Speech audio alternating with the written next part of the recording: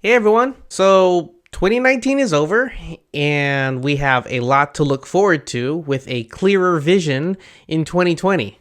Yeah, lots of dad jokes that are going to happen this year. So anyways, in this video, I'm going to recap what I've done at Webflow in the year 2019 and also talk about what I've learned and reflected on in the past month in December. And lastly, talk about what's next for this channel, what I want to do going forward for this channel. So with that being said, let's get to it.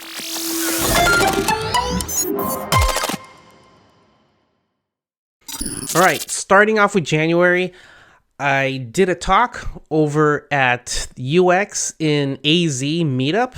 Well, basically the name of the talk is Should Designers Code? And it's this talk that I've been giving at multiple locations, at multiple meetups and universities for the past 2 years now. Then after that, I did the same talk over at Hack at Brown University. They had their own hackathon.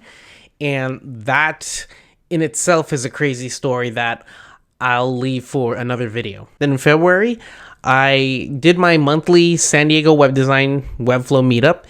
And during that month, 8 of the team members over at Wondrous came to the event. And after I heard about what they're doing with Webflow and how much they love Webflow and how they converted all of their clients from WordPress over to Webflow, I instantly became a fan of theirs. Then in May, I drove up to LA to help with the Webflow LA meetup. And then in the same month, I flew back to San Francisco to do another live stream, but this time with a topic of what it's like to work at Webflow with the Webflow people team. And then same month, I flew to Austin to help with the Webflow Austin meetup and do a workshop there about interactions. Then moving on to June, I did a talk at the Portland PDX meetup. I did this to help out a colleague who runs that meetup, and I did a talk and workshop there about Webflow interactions. And then in July, I did my same talk, Should Designers Code, at a San Diego meetup, a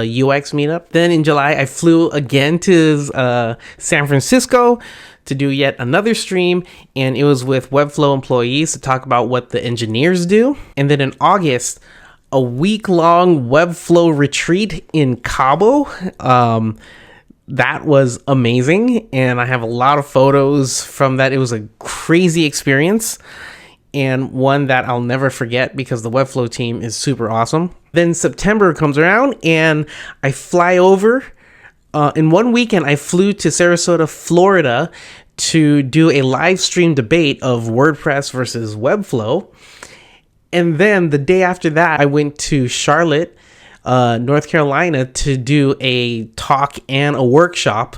Then October, I went to the Elevate CX conference. And then November, I went to No Code conference. And then December, I finally thought, I think I need a break.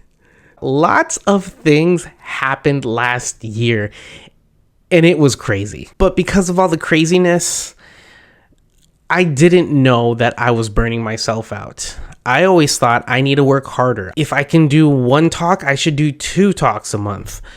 If I can do 2 talks, maybe I can do 2 talks and live streams, and I would just keep trying to hustle, keep trying to do more.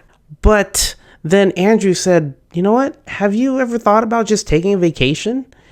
And I did. When I went to my account, my employee account, and looked at how many PTO hours I had more. I was maxed out, okay? And I was so maxed out that I looked at my previous paycheck and I lost 5 hours. I can't gain that 5 hours back because I maxed out on the policy. And I'm like, holy crap, I didn't take a break. And so that's what motivated me to take a full month and a half off from work. Even in December, during my PTO, if you saw me during the live stream with Vlad, the live Q&A, I was still on my vacation. I flew up to San Francisco because I still wanted to work.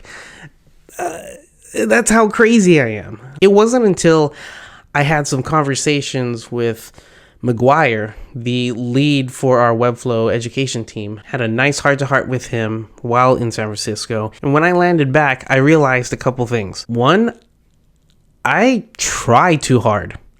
Yeah, I try too hard at everything I do. I just want to help so many people at every given moment. Like if someone tweets at me, leaves a YouTube comment, or emails me, my mind wants to help because I want people to be happy using Webflow. And number two, I've learned I'm really going for quantity and not quality. And so this makes me think I need to slow down. Taking this very long vacation has really helped me slow down. Like, the other two most important things that I learned from this vacation is it's okay to do nothing. I've been hustling so hard last year that I didn't spend enough time relaxing and just looking back and enjoying what I've done. I would always be looking ahead thinking, okay, what else can I do? What else can I do? Who else can I talk to?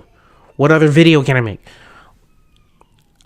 I should be focused on what can I do, and then step back and relax. Take it in, get some feedback on it. And the last but most important thing that I learned was I wasn't fully connecting with my wife and daughter throughout the year because I would come home, then fly out. Come home and fly out. But after spending a lot of time with my daughter and my wife, I realized this relaxing stuff feels good. And you know what? I've earned it. I don't mind settling down.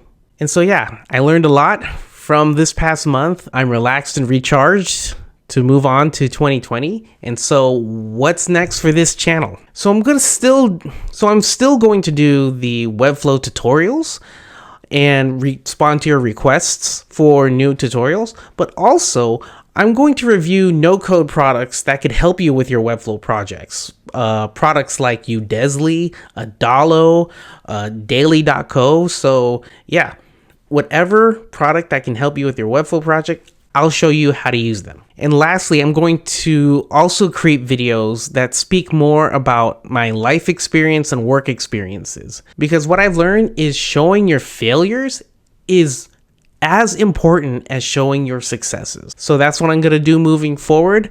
I hope you stay with me on this new journey into the new decade. Thanks as always for watching and supporting my videos, supporting this channel.